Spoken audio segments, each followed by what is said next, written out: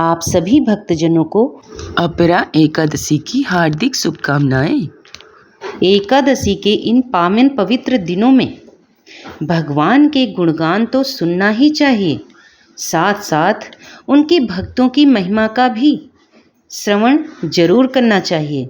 तो आइए इस एकादशी के उपलक्ष्य में प्रभु के सुंदर भक्तों की गाथा का श्रवण करें। एक नाथ महाराज जी श्राद्ध कर्म कर रहे थे। उनके यहाँ स्वादिष्ट व्यंजन बन रहे थे और भीख मांगने वाले लोग रास्ते से गुजर रहे थे। उन्हें बड़ी लिज्जतदार खुशबू आई। वे आपस में चर्चा करने लगे, आज तो श्राद्ध है, खूब माल उड़ेगा। दूसरे ने कहा, यह भोजन तो पहले ब्राह्मण को खिलाएंगे, अपने को तो बचे खुचे जूठे टुकड़े ही मिलेंगे। एक नाथ जी ने सुन लिया।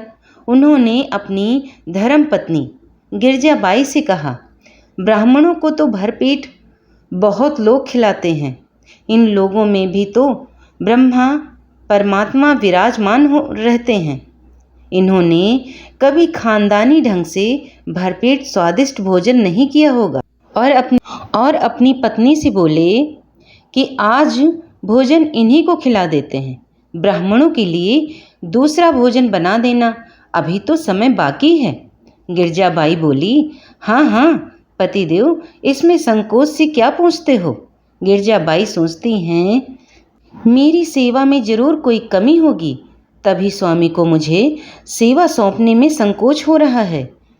अगर स्वामी सेवक से संकुचित होकर कोई काम करवा रहे हैं तो यह सेवक के समर्पण में कमी है। जैसे कोई अपने हाथ पैर से निश्चिंत होकर काम लेने लग जाए तो सेवक का परम कल्याण हो गया, यही समझना चाहिए। एक नाथ जी ने कहा, तो सबसे पहले इन्हें खिला दें। जब उन भीख मांगने वाले लोगों ने में परमात्मा को देखने वाले दंपति ने उन्हें खिला दिया, उसके बाद नहा धोकर गिरजाबाई ने फिर से भोजन बनाना प्रारंभ कर दिया। अभी 10 ही बजे थे, मगर सारे गांव में खबर फैल गई कि जो भोजन ब्राह्मणों के लिए बना था वह भीख मांगने वालों को खिला दिया गया है। गिरजाबाई फिर से भोजन बना रही हैं। सब लोग अपने अपने विचार के होते हैं। जो उदंड ब्राह्मण थे उन्होंने लोगों को भड़काया कि यह ब्राह्मणों का घोर अपमान है। श्राद्ध के लिए बनाया गया भोजन ऐसे म्लेच्छ लोगों को खिला दिया गया जो कि नहाते धोते नहीं हैं, मैले कपड़े पहनते हैं, शरीर से बदबू आती है, और हमारे लिए भोजन अब बनेगा, हम जूठन खाएंगे। पहले वे खाएं और बाद में हम खाएंगे। हम अपने इस अपमान का बदला लेंगे। तत्काल ब्राह्मणों की आपातकालीन बैठक बुलाई गई। पूरा गांव एक तरफ हो गया। निर्णय लिया गया कि एक नाथ जी के यहाँ श्राद्ध कर्म में कोई नहीं जाएगा, भोजन करने कोई वहाँ पर बिल्कुल भी नहीं जाएगा, ताकि इनके पितर नरक में पड़ें और इनका कुल बर्बाद हो। अब एक नाथ जी के घर द्वार पर लठधारी युवक खड़े कर दिए गए। इधर गिरजाबाई ने भोजन तैयार कर दिया। एकनाथ जी ने देखा कि ये लोग किसी को आने नहीं दे रहे हैं, तो क्या किया जाए।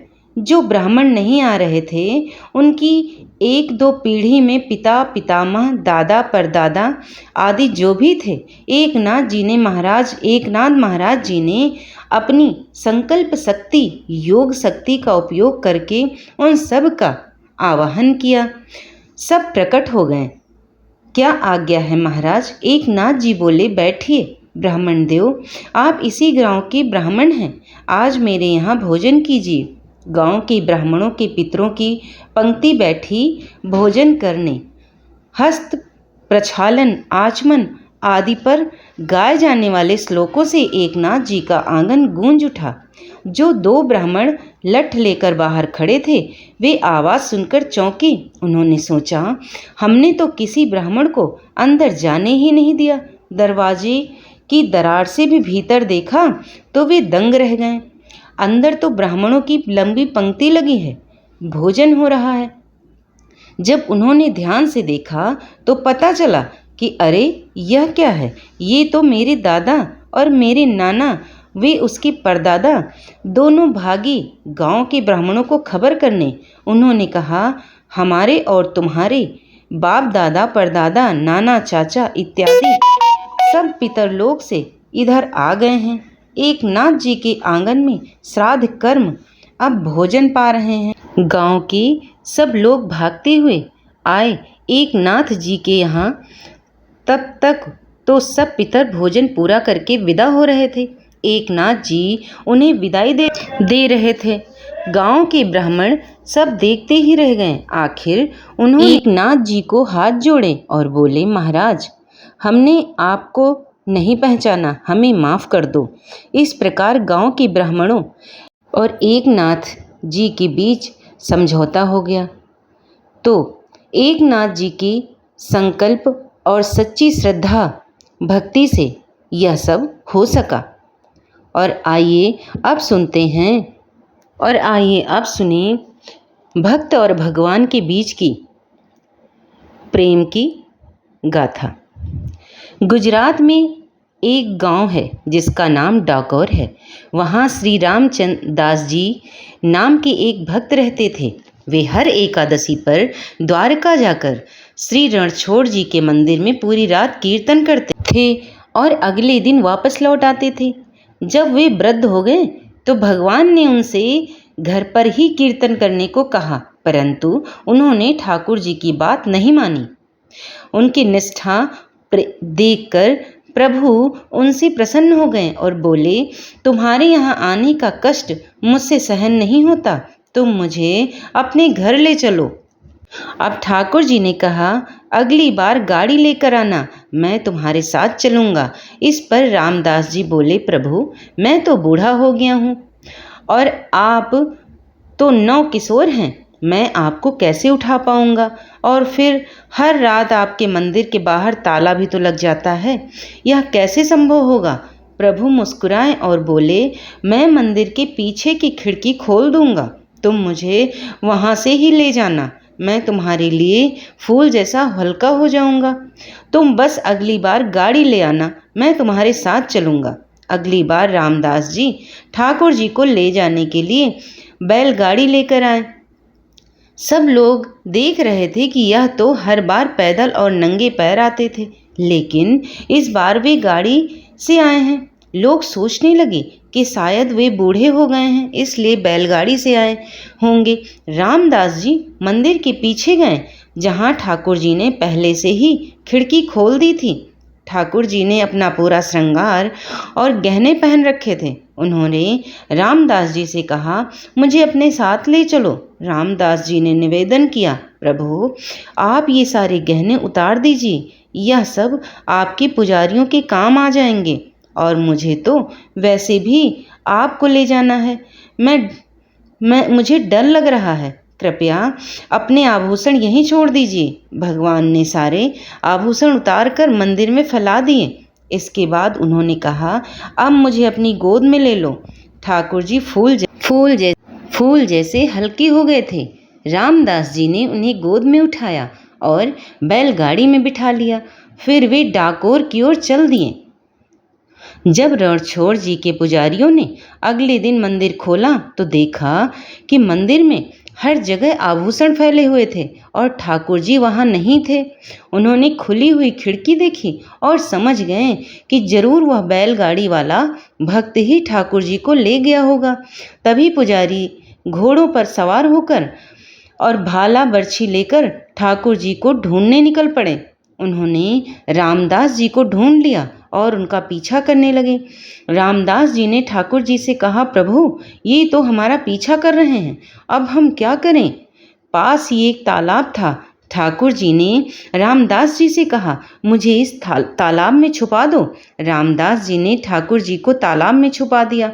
ठाकुर जी के पुजारी उन्हें ढूंढते हुए रामदास जी के पास आए और उनसे ठाकुर जी के बारे में पूछने लगे। जब रामदास जी ने कुछ नहीं बताया तो वे उन्हें भालों से मारने लगे और जब पुजारियों की नज़र तालाब की तरफ पड़ी तो वहाँ से खून बहता हुआ दिखा। वे सभी दौड़ते हुए तालाब की ओर गए। उन्होंने देखा कि ठाकुर जी जल में खड़े थे और उनके शरीर पर भालों के घाव थे जिनसे खून निकल रहा था। पुजारियों ने ठाकुर जी से वापस चलने को कहा। ठाकुर जी ने उनसे कहा, तुम जैसे निर्दयी लोगों के साथ मैं वापस नहीं चलूँगा, मैं तो रामदास जी के साथ जाऊँगा। पुजारियों ने ठाकुर जी से कहा, प्रभु आपकी वजह से जो धनराशि मिलती है उसी से हमारा जीवन चलता है। ठाकुर जी ने उत्तर दिया, बस धन की ही बात है ना रामदास जी, तुम सबको मेरे वजन के बराबर सोना दे देना। सारे पुजारी यह सुनकर खुश हो गए और इस प्रस्ताव पर जारी हो गए। यह सुनकर रामदास जी बोले, अरे प्रभु, एक तो आपने वैसे ही मुझे पिटवाया और अब कह रहे हो कि मैं इन्हें सोना दे दूं। मेरे पास सोना कहाँ है, मैं तो गरीब हूँ। प्रभु ने सबको डाकोर चलने को कहा और रामदास जी आगे आगे ठाकुर जी को बैलगाड़ी में लेके चले और ठाकुर जी के पुजारी अपने घोड़ों पर उनके पीछे पीछे चल रहे थे। डाकोर पहुंचने के बाद ठाकुर जी ने रामदास जी से कहा कि एक तराजू ले आओ और उसकी एक तरफ सारा सोना रख दो। ठाकुर जी खुद तराजू के एक तरफ बैठ गए। रामदास जी ने कहा, प्रभु हमारे पास तो सोना है ही नहीं। ठाकुर जी ने कहा, तुम्हारी पत्नी की एक छोटी पतली सी नथ सोने की है, उसे ले आओ, मैं उसी में तुल जाऊंगा। जैसे ही रामदास जी ने वह सोने की नथ तराजू की दूसरे पलड़े में रखी तो वह पलड़ा भारी हो गया। ठाकुर जी ने अपने पुजारियों से कहा, सोना तो मेरे वजन से बहुत ज़्यादा है, लेकिन रामदास जी उदार हैं, तुम यह सारा सोना ले लो। पुजारियों ने उनसे कहा, प्रभु हमारे साथ ऐसा ना करें। ठाकुर जी ने उत्तर दिया, मैं रामदास जी को छोड़कर जाने वाला नहीं हूँ। तब प्रभु ने अपना दूसरा रूप प्रकट किया और उन्हें और अपने पुजारियों को साथ ले जाने के लिए दिया। श्री रणछोड़ जी रामदास जी के घर में ही विराजे। इस प्रसंग में और प्रभु की इस कथा में भक्ति का प्रताप प्रकट होता है। भक्त के शरीर पर पड़ी चोट को प्रभु ने अपने ऊपर ले लिया। रामदास जी भगवान को एक डाकू की तरह लूट लाए थे, इसीलिए उनके गांव का नाम डाकोर पड़ा। आज भी श्री रणछोड़ भगवान को इस घटना की याद में पट्टी बांधी जाती है। इस तरह से जब भक्तों का अविरल भरोसा अपने भगवान पर होता है तो प्रभु उनकी प्रेम भक्ति में कुछ भी कर जाते हैं। और आइए अब सुनते हैं अपरा एकादशी व्रत की कथा। हिंदू पंचांग के अनुसार ज्येष्ठ मास की कृष्ण पक्ष की एकादशी को अपरा एकादशी के नाम से जाना जाता है। इस दिन भगवान विष्णु के साथ साथ माँ लक्ष्मी की विधिवत पूजा करने से यश, कीर्ति, मान सम्मान, धन संपदा की प्राप्ति होती है। इसके साथ ही आपके द्वारा अनजाने में किए गए पापों से मुक्ति मिल जाती है। इसे अचला एकादशी के नाम से भी जानते हैं। इस एकादशी की महत्ता के बारे में स्वयं श्री कृष्ण ने धर्मराज युधिष्ठिर को बताया था। इस दिन विधिवत पूजा करने के साथ साथ अंत में इस व्रत की कथा को अवश्य ही पढ़ना अथवा सुनना चाहिए। पद्म पुराण के अनुसार ज्येष्ठ मास की कृष्ण पक्ष को पड़ने वाली अपरा एकादशी के महत्व के बारे में स्वयं श्री कृष्ण ने बताया था। युधिष्ठिर ने स्वयं श्री कृष्ण से पूछा, हे जनार्दन, ज्येष्ठ के कृष्ण पक्ष में किस नाम की एकादशी होती है? मैं उसका महत्व सुनना चाहता हूँ, कृपया इसके बारे में आप मुझे बताइए। भगवान श्री कृष्ण बोले, हे राजन, तुमने संपूर्ण लोगों के हित के लिए बड़ा ही उत्तम प्रश्न पूछा है। ज्येष्ठ मास के कृष्ण पक्ष में पड़ने वाली इस एकादशी का नाम अपरा एकादशी है। यह बहुत पुण्य देने वाली और बड़े बड़े पातकों का नाश करने वाली मानी जाती है। ब्रह्मा हत्या करने वाले, गोत्र की हत्या करने वाला, गर्भस्थ बालक को मारने वाला, पर स्त्री लंपट पुरुष भी अपरा एकादशी के सेवन से निश्चय ही पाप रहित हो जाता है। जो झूठी गवाही देता है, माप तोल में धोखा देता है, जानी ही नक्षत्रों की गणना करता है और कोटि नीति से आयुर्वेद का ज्ञाता बनकर वैद्य का काम करता है, ये सब नरक में निवास करने वाले प्राणी हैं, परंतु अपरा एकादशी व्रत रखने से ये भी पाप रहित हो जाते हैं। अगर कोई क्षत्रिय छात्र धर्म का परित्याग करके युद्ध से भागता है तो वह क्षत्रियोचित धर्म से भ्रष्ट होने के कारण घोर नरक का भागी होता है। इसके अलावा जो शिष्य विद्या प्राप्त करके स्वयं ही गुरु की निंदा करता है वह भी महापातकों से युक्त होकर भयंकर नरक में गिरता है। लेकिन अपरा एकादशी का व्रत रखने से वह सद्गति को प्राप्त होता है।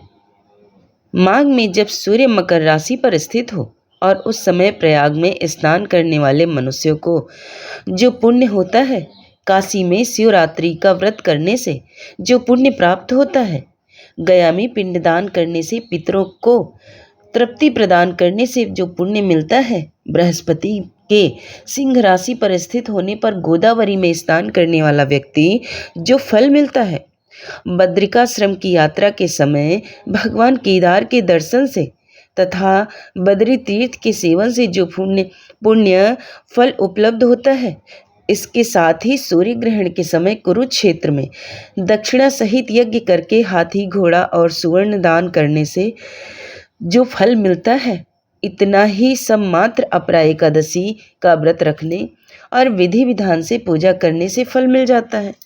इस दिन व्रत रखने के साथ भगवान वामन की पूजा करने से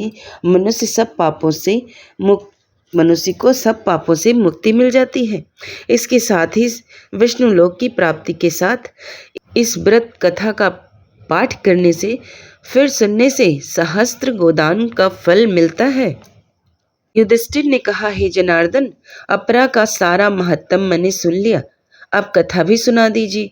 श्री कृष्ण कहते हैं, हे राजन, प्राचीन काल में महीध्वज नाम का एक धर्मात्मा राजा था, लेकिन उसका छोटा भाई वज्रध्वज बड़ा ही क्रूर, अधर्मी तथा अन्यायी था। वह अपने बड़े भाई से द्वेष रखता था। इस द्वेष में एक दिन रात्रि के समय छोटे भाई ने अपने बड़े भाई की हत्या कर दिया और उसकी देह को एक जंगली की पीपल के पेड़ के नीचे गाड़ दिया। इस अकाल मृत्यु से राजा प्रेतात्मा के रूप में उसी पीपल पर रहने लगा और अनेक उत्पात करने लगा। एक दिन अचानक धौम्य नामक ऋषि उधर से गुजरे। उन्होंने प्रेत को देखा और तपोबल से उसके अतीत को जान लिया। अपने तपोबल से प्रेत उत्पात का कारण समझा। ऋषि ने प्रसन्न होकर उस प्रेत को पीपल के पेड़ से उतारा तथा परलोक विद्या का उपदेश दिया। दयालु ऋषि ने राजा की प्रेत योनि से मुक्ति के लिए स्वयं ही अपरा अचला एकादशी का व्रत किया और उसे अगति से छुड़ाने को उसका पुण्य प्रेत को अर्पित कर दिया। इस पुण्य के प्रभाव से राजा प्रेत योनि से मुक्ति हो गई। वह ऋषि को धन्यवाद देता हुआ दिव्य देह धारण कर पुष्पक विमान में बैठकर स्वर्ग को चला गया। हे राजन, यह अपरा एकादशी की कथा मैंने लोक हित के लिए कही है। इसे पढ़ने अथवा सुनने से मनुष्य सब पापों से छूटकर मोक्ष की प्राप्ति होती है। आइए अब सुनते हैं अपरा एकादशी की आरती। ओम जय एकादशी, जय एकादशी, जय एकादशी माता। विष्णु पूजा व्रत को धारण कर शक्ति मुक्ति पाता। ओम जय एकादशी माता। तेरे नाम गिनाऊं देवी, भक्ति प्रदान करनी, गण गौरव की देनी माता, शास्त्रों में भरनी। ओम जय एकादशी माता। मार्गशीर्ष के कृष्ण पक्ष की उत्पन्ना विश्व तारिणी जन्मी, शुक्ल पक्ष में हुई मोक्षदा, मुक्तिदाता बन आई। ओम जय एकादशी माता। पौष की कृष्ण पक्ष की सफला नामक है, शुक्ल पक्ष में हुई पुत्रदा आनंद अधिक रहे। ओम जय एकादशी माता। नाम खष्ट तिला माघ मास में कृष्ण पक्ष आवे। शुक्ल पक्ष में जया कहा विजय सदा पावे। ओम जय एकादशी माता।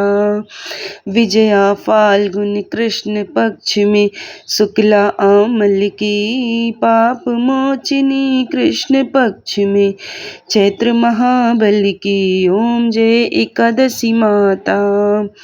चैत्र शुक्ल में नाम कामदा धन देने वाली। नाम वर्थिनी कृष्ण पक्ष में वैशाख माह वाली। ओम जय एकादशी माता। शुक्ल पक्ष में होए मोहिनी अपराजेष्ठ कृष्ण पक्षी। नाम निर्जला सब सुख करनी शुक्ल पक्ष रखी। ओम जय एकादशी माता।